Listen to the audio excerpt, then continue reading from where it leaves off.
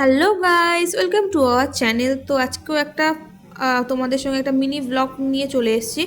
তো তোমরা নিশ্চয়ই ভাবছো যে এত সাজুগুজু করে মহারানী কোথায় যাচ্ছেন। তো চলো সবটা তোমাদের সাথে জানাই। তো প্রথমেই একটা শাড়ি পরে নিয়েছিলাম। এই শাড়িটা আমি বিয়ের আগেই কিনেছিলাম, তো পরেছি একবার, তারপরে এই পরছি।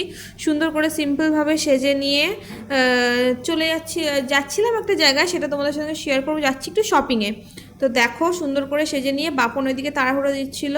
তো তোমরা ভাবলে নাকি যে তোমাদেরকে না নিয়ে চলে যাব, তো না, তোমাদেরকে নিয়েই যাব। তো চলো, আমি প্রথমে মাথায় হেলমেটটা পরে নিয়েছি, ব্যাগ নিয়ে নিয়েছি। আর বাইকে যাবো যেহেতু, তো সেহেতু আমি শাড়িটা খুব সুন্দর করে আঁচলটা ঠিক করে নিচ্ছিলাম যাতে গাড়িতে না বেঁধে যায়। তো দেখো চলে এসেছি সাপুরজি স্পেন্সারে একটু কিছু শপিং করার জন্য।